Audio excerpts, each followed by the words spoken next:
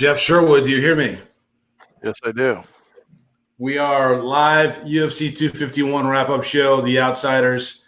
Thanks to those of you who waited as we got ready to host this thing live. Of course, we're kind of winging it, but not really, because we're professionals, Jeff. We're professionals. That's something. Yeah. How are you, my man? I'm good. I mean, I hate to start the show off with a kind of a Debbie Downer type thing, but the last fight, and it kind of went exactly how I thought it was going to be. But I mean, after the rest of the card, it was a little hard. I mean, it's late for me now, so I got a little tired. Yeah, it was a long day. Remember, this thing started at 3 o'clock Pacific. So if you're on the East Coast, 6 o'clock. What is it? What is it out there now? 2 in the morning. It's one of those late nights. I mean, look, it was a long night for everybody. Abu Dhabi, they're eating breakfast right now. So, they were doing this thing all night long. UFC 251 is a wrap. They were saying this thing's trending. It's going to be massive, as big a card or a pay-per-view as they've ever done. Whether or not it does that, Jeff, did it live up to the Fight Island hype? How are you feeling now after this long night? I thought it was good for the most part. Like I said, the last fight and the heavyweight fight could have been completely thrown out, but I knew that before this even started. I knew that fight was going to be horrible, but once the card went to the main card, once the fight night went to the main card, it was all good. I mean, exciting fights. Judging a little, I thought Holloway won. Okay, we'll talk about that here. Of course, Kamaru Usman defends his title, beats George Masvidal on points. Alexander Volkanovski defends his title, beats Max Holloway on points. Whether or not you agree on that, that's going down in the record book. And of course, Petr Yan handles Jose Aldo, 5th round stoppage, is the new bantamweight champion in the UFC. Those are the 3 title fights we'll talk about in depth. We'll also talk about some of the results in the undercard. Let's start at the top, Jeff. Kamaru Usman, I think you and I talked on Wednesday and felt like this was extremely tall order for George Masvidal to fight someone who's a grinder, who's a wrestler, who's in shape, who's been preparing for 5 rounds. It's kind of like the worst case scenario. He's not going to come out running at you. He's not going to do a Ben Askren. What Kamaru Usman did is what Kamaru Usman always does, and that is grind down opponents, wear on them. It must be terrible to fight Kamaru Usman, and now George Masvidal understands that answer. First on the champion, we know he's not the most popular in the world, right? And I think a lot of that is because of his fighting style. It sort of belies everything and undercuts what he's about. But you got to respect the competitor and the winner in him, right? I mean, we're getting to the point now we're talking about him in terms of some of the great welterweight champions, or not quite yet. I mean, you could start talking like that. I mean, the only issue is, like you said, his fighting style. I mean, I even admitted it. There was a couple times, there in the last fight, I was starting to, get really tired. But I mean, it is what it is. He comes out, and if you don't want to fight that style, you have to stop it. And if you can't stop it, you're in for a long night. I knew that after the end of round 1, when Masvidal got up and immediately put his hands over his head, I was like, man, that's why he came out so fast. He knew he had, a good round in him, and that was if he can, catch him with something. And he was throwing hard. He was throwing a lot. He came out quick with the kicks, with the punches, and Usman just took over the fight. And from that point on, I think it was a no-brainer. I think it was just you just could see it that it was going to be Usman's night. And the good thing for Masvidal is he stepped up. He got a lot of praise. John Anik pointed out at the beginning of the fight, which I didn't even think of. I mean, I think most of us don't, as we were all saying, man, Masvidal took it on a 6-day notice. That's great. That's awesome. So did Usman. All right. And you don't even think about that. Because he's training for Gilbert Burns this whole time, and then all of a sudden, hey, we're gonna throw Masvidal in there. So it's a two-way street, right? Both fighters accepted on a 6-day notice, regardless. And no, exactly right. Yeah, exactly right. And I think you have to give Usman credit for that. I don't think there's any doubt in what he planned to do. And a lot of people felt like the Gilbert Burns fight was actually the tougher fight for him. And I think there's undoubtedly truth in that. So. But how good is Usman really? I was wondering as the fight was playing out, I was like, if he had to fight a prime Matt Hughes, how would he do? What would that fight look like? Who wins that fight, Jeff? I think probably Matt Hughes. You think so? I think Matt's probably a little better at getting the fight to the ground and holding them there. I mean, you saw it was great when Masvidal had some gas and, he would go with those short bursts and he was able to get up. The one time he almost got Usman off of him, but Usman scrambled well and was still able to stay up on top. I don't. There wasn't a whole lot of people that did that to Matt Hughes, right? Once Matt Hughes got you on the ground, you pretty much stayed on the ground, no matter who you were. It would have been interesting, I think. Two grinders. Matt had that sort of really dominating wrestling style, and people also look at George St. Pierre, someone who's just pure control, and obviously he was a much more advanced martial artist than that. But Usman kind of like has to work his way into that conversation now, doesn't he? We talk about the all-time greats in this weight class. You look at the wins that he's racking up, you look at his record, you're looking at how he's doing it. Yeah, he's taking these fights on short notice. He's taking big fights with training camps. He kind of just forces his will on people here. And, George Masvidal thought it was going to be his night. He thought he was going to be the guy to do it, but he didn't. So Masvidal takes this opportunity, right? What's the cost of the opportunity now? He made his payday, has a new contract. He didn't win the fight, but is he diminished? All of a sudden, are we not so interested in seeing him fight like Conor McGregor or the Nate Diaz's of the world? Like, what is he? Because Usman said he was going to expose the guy as just a run-of-the-mill fighter. And I don't know if he did that tonight. It's probably not fair, but even if Usman had a full training camp, how does it look much different? So what do we do with Masvidal now? How do we think of him? I don't think he's diminished. And I think Masvidal got exactly what he wanted. At this point in Masvidal's career, I mean, let's be honest. He just wants to get paid. It doesn't matter. What's that? You think that's it? That's all he cares about? The title? I think that's all he cares about. Doesn't matter? No? Yeah. I don't think he gives a shit about the belt. He doesn't give a shit about anyone else. He just wants to get in there and get paid as much as he can. Yeah. And he did it. Right? I mean, did he look very sad after the fight? Like, oh man, like he was totally bummed that he lost? Not really. I mean, in the end, he got what he wanted. So, and I don't blame him. I mean, he's been fighting for a long time. I mean, he's a long way from the shipyard. So, I would say you look back at Masvidal's career, no matter what happens from this point on, and it was a total success.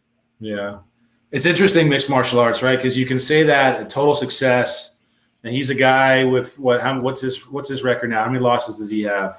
13 losses. Yes.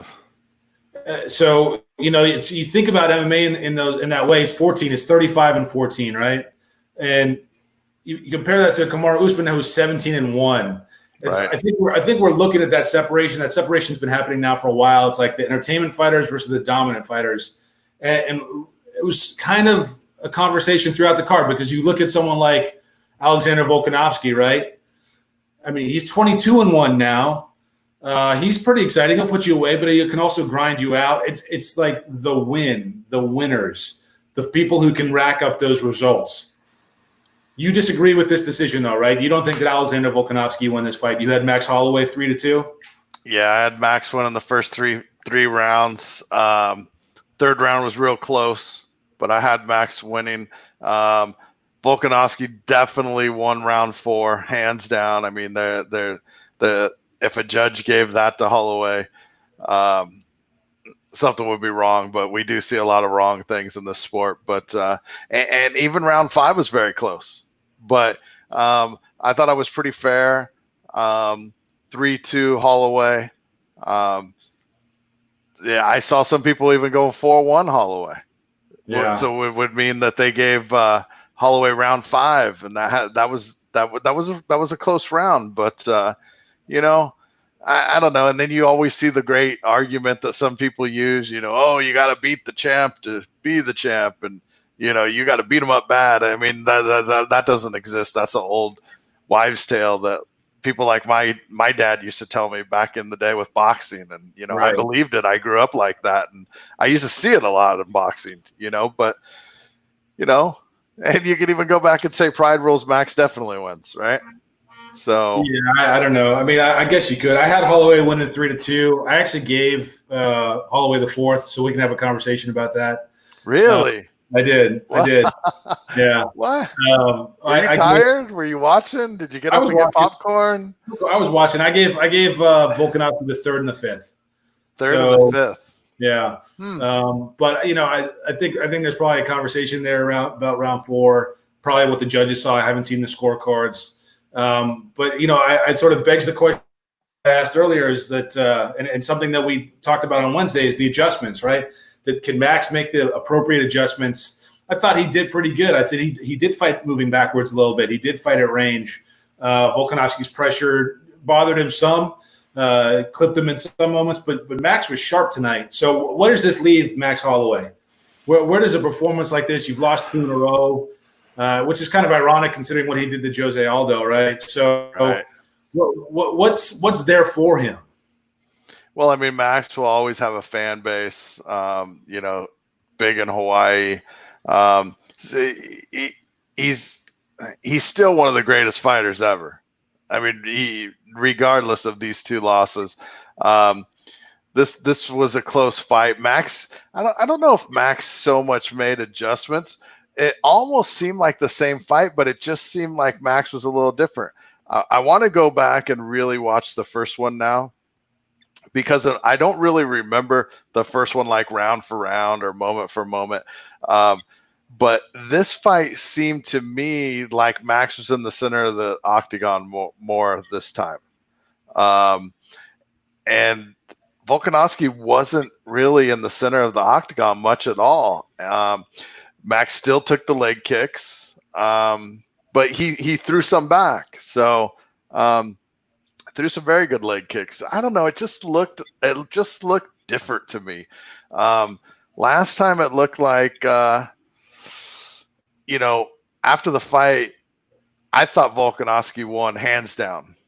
Obviously, Max thought he won it, but after this fight, I thought Max won it pretty much hands down. Yeah. But the whole fight put together just seemed different to me. My reaction after the end of the fight seemed much different than my reaction after the first one. So they've been in the fight now for 10 rounds. I mean, 50 minutes. Do you want to see a third one, even though Alexander Volkanovski's beat him twice? Probably not right now. Maybe if Max goes out and gets a couple more wins. Yeah. And, they could run it up again. I would hate to be in Max's shoes because I would kind of feel defeated a little bit. Not so much that I lost, just that if Max thought he won the first one, when he watches this one back, he's really going to think he won this one because I think he did. Yeah, so, I think he's got a much better case this time. Yeah. So that's 2 title fights down. The first title fight of the night was a 135-pound clash between Petr Yan and Jose Aldo, and that was a fight that a lot of people felt coming in like this is probably Petr Yan's fight to win, right? If Jose Aldo had enough in him, a moment in him, we would find out. And I think as we just talked about on Wednesday, we wanted to see Petr Yan put through his paces, and he was. This was a good contest, Jeff. Wouldn't you agree? I thought good back and forth. Yan showed championship medal, absolutely did what he needed to do to win that fight. Came out in the 5th round and just took it to Jose Aldo. Extremely impressive. Is he? They kept talking all night about 135 pounds. It's got the most depth of any weight class in the UFC, and it's the most exciting. Are we looking at a guy who's a long-term reigning champion? I mean, I asked you that on Wednesday. The same question: Is he a guy that's going to hold this belt for a while? Yeah, I wasn't too sure on Wednesday. I think I'm pretty sure now, but you know, there's still some guys he could fight, still some good fights. You know, Cejudo, who knows? He's retired, right? What does that mean in MMA? He, Aldo definitely at the beginning of the fight looked like, you know, we joked about it. The old Jose Aldo. He definitely had flashes, had moments. Man, he was digging those body punches and those kicks, and I thought, man, by the end, well, you know, rounds 4 and 5, I think those are really going to start taking their toll and show. But Peter Yan just kept coming forward and like nothing. It was crazy, and Aldo was digging those body punches. He was. Aldo had his moments, and he definitely showed like he looked dangerous, and he unleashed a lot of leg kicks, and you could tell early it was affecting Jan, and then the leg kicks kind of stopped coming as much. I think once Jan figured out range and was really landing with his left hand, it was difficult for Aldo. But we're left wondering now is, I mean, you know, Aldo's racking up losses. It's sort of getting to the point that we've seen a lot of these great fighters' careers at the end where they're taking damage, racking up losses, getting finished late, long, grueling fights. Are we looking at the end of Jose Aldo as an elite mixed martial artist? Probably, and I was afraid of that. Yeah. But, I mean, even though we saw Peter Yan do that to Aldo, there's still tons of guys in the weight class that Aldo could you know, could beat. And we talk about fighters taking damage. I thought Aldo took a lot of unnecessary damage there at the end of the fight. What do you think about the refereeing in that fight? I thought the fight should have been stopped. Yeah. I mean, I'm no ref. I'm no judge. You know, I act like I'm one, or I act like I know how to be one on these podcasts that I do. But you know, there was so many moments at that fight where, to me, it looked like Jose Aldo was giving the ref he was giving him the message like, okay, I'm not going to tap. I'm not going to quit. I'm not going to tap to strikes, but I'm going to turtle up in this position and cover the side of my face the best I can. And when you think about it, that's not intelligently defending yourself. I mean, that's kind of giving up without giving up. And the referee didn't get the hint or the message and just let him take those blows at the end of the fight, which I don't think should have ever happened. Well, you know, you give and you take, because we'll talk about the first fight of the night. And if the referee had decided to stop the fight, I think a lot of people wouldn't have had a problem, but he didn't. And we saw the outcome. It turned out to be a great mixed martial arts contest. It's like one of these things. It's like the Nogueira rule. Are you going to stop the fight or not? And then if you don't, you know, what does that lead to? So it's always a fine line. Let's talk about some of the undercard here. The pay-per-view opened with Amanda Ribas really delivering, I think, on the expectations that she was going to handle Paige Van Zandt. A good win for her. What do you think about her at 115 or 125? Is she someone that's title material? I certainly think so. Yeah, I think so. She definitely, you know, what can we really say about Paige? But, you know, I mean, as good as it was, I mean, she went in there, got the job done quick. There wasn't any messing around. And, you know, it seemed fairly easy. So, right. But when you think about Paige Van Zandt and her run in the UFC, I believe she only has a win over one person with a winning record. I may be wrong, but I'm pretty sure of that. But, you know, it wasn't like she was in there and super competitive. I think they tried to push her because they thought that, you know, she could sell, and then, you know, things went crazily wrong. She got the Dancing with the Stars, and I thought that would help boost her more. But the problem is that you can't choose who you're going to push by their looks or whatever, because it takes way more than that. You know, your mom disappointed, Jeff? She actually watched that fight, and she was a little disappointed. And I hate to say it, my mom will probably never watch another Paige Van Zandt fight because she will probably never watch a Bellator for some strange reason. All right, so that's what I was going to ask you here. What do you do? Do you sign Paige Van Zandt if you're a Bellator speed poker? Or if you're ONE FC, you're saying UFC, no way. But if you're one of these other promotions, do you take a flyer on her? Yeah. Yeah. I mean, just because of her social media presence, the problem with the UFC is the UFC can market you, but you have to win fights. And this might sound wrong, but if Bellator wants you to win fights, you're going to win fights. What does that mean? I mean, you take it for what it is, but I don't know what it is. What do you mean? They can find people to put you in the cage with that you're going to beat. Well, you're telling me that they did that for Amanda Ribas, didn't they? They gave her Paige Van Zandt. So what the UFC can do that maybe to a lesser degree. Right. But the UFC could definitely have you get your ass kicked just every fight if they want to as well. Yeah, it's a tough one. It's a tough one. We'll see what happens with Paige. That was the opening to the pay-per-view, and then we saw Rose Namajunas and Jessica Andrade. Rose, tremendous. She did everything she did in the first fight, except she didn't get slammed on her head, right? Right. And like she said in the build-up, she's like, "Hey, she slammed me on my head. That's not cool." Didn't happen. Didn't happen this time. So, what do you make of Thug Rose? She's kind of mercurial, right? She doesn't really want to fight, but then she does, and she shows she's so talented and so gifted. Yeah. What to make of Rose Namajunas now as a contender for Weili Zhang? I don't know. I kind of thought about my comments, after our show on Wednesday, and then I did the roundtable on Thursday, and I was kind of thinking about it, and I thought maybe some of my comments about Rose, some people could really take wrong. I kind of questioned a little bit of her mental attitude about fighting, but you just said the same thing. Sometimes it seems like she wants to fight, sometimes it seems like she doesn't. Like it's kind of wishy-washy.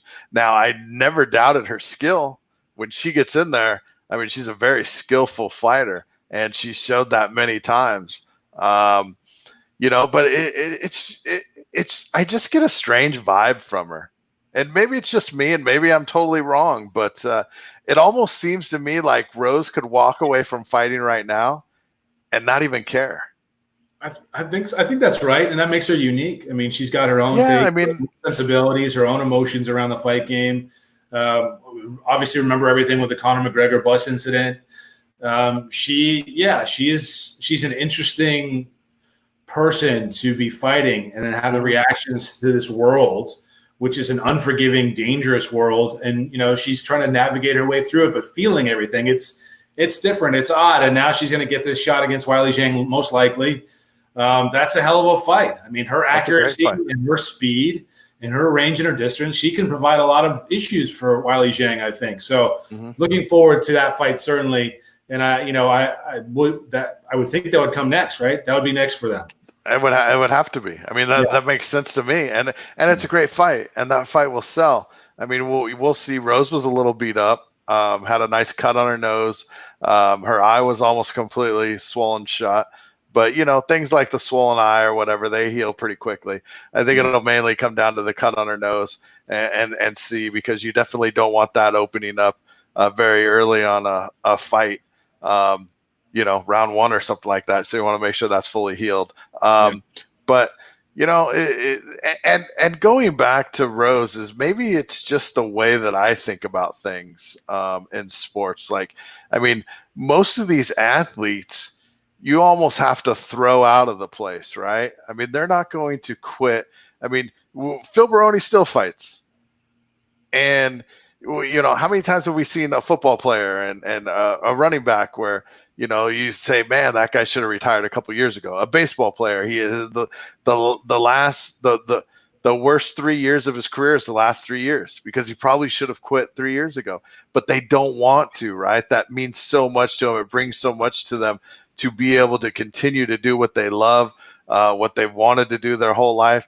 And that's why maybe I take a little away from Rose, because to me, it doesn't seem like she has that drive or whatever, but she's got the talent. So maybe I downplay her a little bit because of that, and maybe that's my fault, but that's just kind of the way I feel. Like, I mean, I played baseball forever. I would have, loved to go, one more year. I mean, I had to finally have coaches tell me basically that I couldn't play anymore at that level. You got Brendan Schaub? What's that? You got Brendan Schaub. Yes, I did. So no more for you, Jeff. Go do something else. Yeah. I mean, it was a little different, but anyways, we won't get into that. But yeah, I mean, and I don't see that from Rose, and that's why I question things a little bit. But when she gets in there and she's on, there's not many people better. Yeah.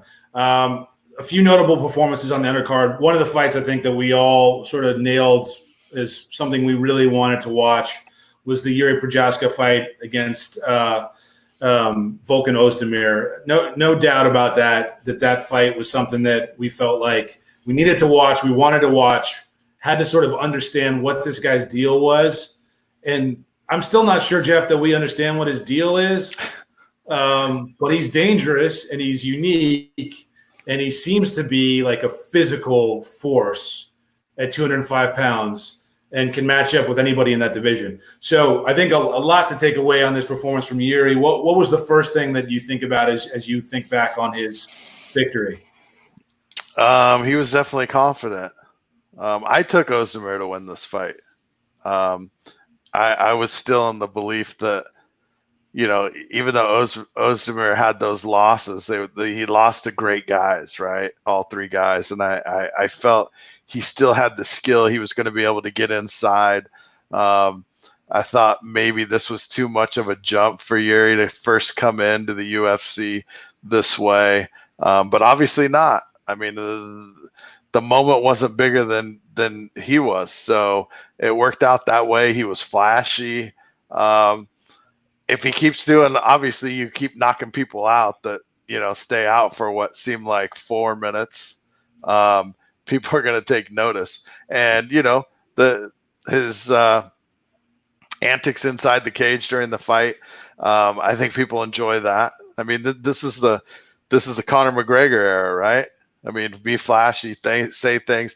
Not that he said anything or anything, but, he definitely had that flash inside the cage. And as soon as he gets a little coaching on his talking, and probably, I don't know, I don't follow him on Twitter. Maybe I should now. But, he gets a little Conor McGregor 101, and he'll be right in there and would be, biting at the top of the heels of the top 5 here. Next fight. I think he's already there. I mean, he's already right there. And we talked about, the idea that he gets a shot against someone like Volkan Oezdemir in his UFC debut. And obviously they think highly of him coming over from Ryzen. Mm-hmm.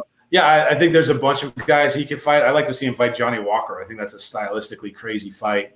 But there's a few of them out there for him. He'll get his chance. He gets hit too much. I mean, if he fights the way that he fought tonight, he'll get in trouble maybe that he can't really handle. Right. But Volkan puts people to sleep, and he didn't put Jerry to sleep. Right. So that's something to pay attention to. A couple other things in the undercard caught my attention, Jeff. First of all, there was a ton of low blows on this card, especially early. But the Roman Bogatov, that was one of the craziest, wildest, ugliest rounds I've seen in a long time, let alone fights.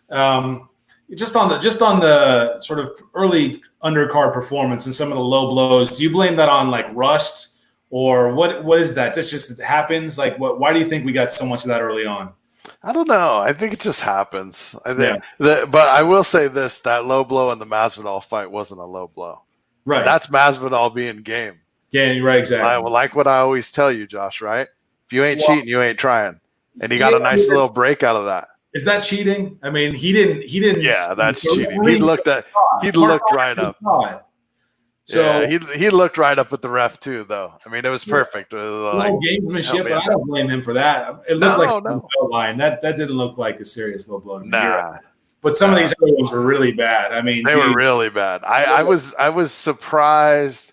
It almost seemed like Goddard still wasn't going to take a point away, and I was like, "Are you kidding me?" And then he stepped up and maybe he heard, everybody screaming at him in the back of his head and said, "Okay, screw you guys. I'm going to take 2 points." Right. But yeah, I mean, that was brutal. And I bet you at the end of the fight, or when all these fouls were going, I guarantee you that Goddard was thinking, I should have stopped this shit when I had the chance. Because that fight could have been stopped, a long time before that any of that happened, right? And probably should have been. Yeah, it could have been, should have been, but then that leads into what I talked about earlier in the show and what was the first fight of the night. Just a really wild, I think, example of a fighter looks in a lot of trouble, but they just want it bad enough. And sort of that's such a hard thing for a referee and official to handle and deal with. But I think it was the right decision, obviously. And then Davey Grant KOs Martin Day and does it with a broken jaw in 2 places and a really kind of a brutal thing. So you have to reward toughness, right? You have to give fighters at this level enough leeway. They're not amateurs. They've been doing this for a while now. I don't mind them taking a little extra. It's maybe counterintuitive to some of the concerns that we talk about with CTE and brain trauma and all these things, but it's a fight. It's a fight. It's like you have to expect that there's going to be violence. I think for a lot of people that this is kind of like the purpose of it. I think you have to give the fighters that leeway. And in the opening bout they did, and it paid off, certainly. I think it ended up being the right decision there. Yeah, being a ref, being an umpire, all those things, it's a thankless job, right? No matter what you do, 50% of the people are going to be pissed off at you. Yeah. At least 50%. Probably more. But, like you said, this is a fight. We do have to take into consideration the referee is in there for the safety of the fighter. I would much rather see a fight stopped early than I would a fight stopped late. And that's just me. That's the way I feel. And I know a lot of people say things like, these guys are fighters. They know what they get into. They know what they're getting into. I don't have that mentality. I feel that the referee is put in there for one reason only, and that's to keep the fighter's safety. And if he feels that a certain fighter is unsafe at any moment, his job is to stop that fight. Now, it's great. We've seen some fights that have been let go by referees that turn out to be amazing, right? These amazing comebacks and things like that. But when we see 1 or 2 of those, as opposed to 20 fights that could have been stopped at that moment that they should have been, and then when we see the ill effects that it might have on these men in 25 years, is it really worth that one fight? I mean, that's my main concern. Is I'm a fan of this sport. One day I don't want to feel bad for loving the sport so much when I see all these guys in their 50s that have all these head injuries and but that's just me. It's too late. I mean, you're a Dallas Cowboys fan. You love the Dallas Cowboys. Right? I'm just saying, you've already made your bet. You've already made the decision by watching this and continuing to watch it. You're accepting that this is an outcome that these people don't have to deal with. So I'm on the other side. I don't want to see fights go on long because of shitty refereeing, but I do want to see really good refereeing and them understanding when a fighter can take more, when a fighter can work out of a bad position, when a fighter can recover. Because think about all the great fights that we've seen over the years that were a direct result of a fighter coming back from adversity. And so if we cut that off and we say we're not going to welcome that adversity anymore, the first sign of danger, we're stopping fights, or we can't handle too much. Think about the unintended consequences of something like that. It's a difficult thing. It's a hard thing to deal with. But I get your point. Before we get to the end of the show, Jeff, let's go through some of these reader comments. Thank you for chiming in on YouTube and Periscope. Subscribe to the podcast, please. We really would appreciate your support. Let's see here. Hold on one second. I want to put that little scroll up there. On Usman, Usman is tough to watch unless he's facing another wrestler who can spam takedowns, who he can't spam takedowns against, right? So he was more exciting against Colby. We thought he would wrestle Masvidal. He didn't really do it. I get your point. Which I agree. Yeah, I get it. It is what it is, as Max Holloway would say. I don't think you do, Peter Piper. No, you don't get a shot against George Masvidal. Would Conor McGregor smoke Kamaru Usman, Jeff? No, Wouldn't smoke him. He would. I mean, maybe. Usman would have him on his back, and obviously Conor has a chance while it's on his feet. It's a fight, but I don't think, as you saw Usman go to the ground very quickly tonight, he would go to the ground as quickly with Conor McGregor, and it would probably be easier to get Conor McGregor to the ground as it was George. Yeah. Magnum had a Holloway winning. I think a lot of people did. Certainly you can make the case, and like you said, he may have a better argument this time, but now 2 losses in a row. Yeah. Volkanovski sitting pretty. Not so nice here from Jimmy. I don't get it. Tune in on Wednesday, Jimmy. Tune in on Wednesday. Funny. That's funny. Yeah. Oh, it's funny. You like that, huh? Way to go, Jimmy. Yeah. Max would have won using half-point system, as I think the judges got it right. Half-point system. Is this Doc Hamilton? It might be. Maybe. Here's another one. I don't have a problem with 3-2 Max or 3-2 Volk, or even a draw, just too close to call. I thought a draw might be possible, but the judges saw it for Volkanovski. They split. And I agree with that. I mean, I'm not saying that that it was robbery. I mean, it was a close fight. There was a lot of close rounds. And like I said, I felt that if somebody gave round number 4 to Volkanovski, that he probably should never be a ref or a judge. And there you go. You tell me you did. I can't judge a ref. I've been right. I've been wrong. I don't know. Just my feeling watching that.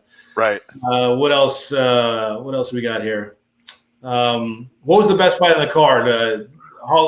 Nico saying that it was the Holloway fight. Do you think so? Holloway Volkanovski? Probably. Best title fight. I thought the Jan Aldo fight was better. Maybe better because of the Jose Aldo effect. Right. Nobody wants to see Jose lose. Yeah. Nobody wants to see him face down, bleeding all over the octagon either. I think that made it tough for some people. Yeah, I know. There's some love. I kept seeing that blood stain during the main event, and just kept remembering Jose Aldo face down there, waiting for the referee to stop it. It's not an easy sport. I didn't see the thumbnail, so I don't know we're talking about the thumbnail on Twitter with Josh as well. That can mean anything. Who knows? I don't know what's on your Twitter. I don't know. Maybe it's the thumbnail for the Periscope, because I don't know what that is. I don't know how to post thumbnails. Yeah. Let's see what else here. Question: if Max goes up, is he capable of a Poirier type run at lightweight? I don't think so, because he got smoked by Poirier. So yeah. I think he's not a lightweight, and I said that for a while. You agree with that? Yeah, I agree with that. Yeah, I agree with that. I mean, it's not like Max is so far off. I mean, I thought he won that fight. There's no reason to make these drastic changes. Get a couple wins and get your shot again. Yeah. Do you want to see now Conor versus George for the BMF belt? Forget the BMF belt, but the Conor George. If George had won this fight, that's like the biggest fight they can make in the sport. Now all of a sudden, we just move on. That's what I was talking about earlier, about the damage that Masvidal may incur because of this kind of loss in decision making to jump in on short notice. You know me, Josh. Anybody versus Conor is the biggest fight. Oh my God! Plain and simple. All right. Fair enough. I think that's it for the Twitter questions. Thank you, everybody, for chiming in as we do. Jeff, one more thing before we go. I'm sitting in front of this plant, right? I love it. It's great. I know you do, and I want to show you something that our friend Jay Tan made for me. You ready? Yeah. I thought that was great. Yeah, no, I get it. It's interesting. It's an interesting thing. Of the group here, what would you say? I'm more like Rick or Sideshow Bob or Coolio? Well, with the tree, I would say you and Coolio are twins. You think so? Yeah. I got to remove the banner over his face because hold on. I see it. Yeah, it's perfect. Yeah, it really is. Well, next week I'll have none. That'll be my only hair because on Wednesday this is all going. We did the 150 subscribers. Jeff had no faith in you all because I thought we should ask for way more, but no, Jeff wanted 75, and so I said 150. We blew past that. I think we're over 200 now. I think by Wednesday. Well, Wednesday there's a UFC, so I was going to talk to you about that because I didn't even realize till they put it up on the pay-per-view. I was like, holy shit! You can do it after the show. Yeah, maybe. I work early mornings these days, but I mean, we'll figure something out. But yeah,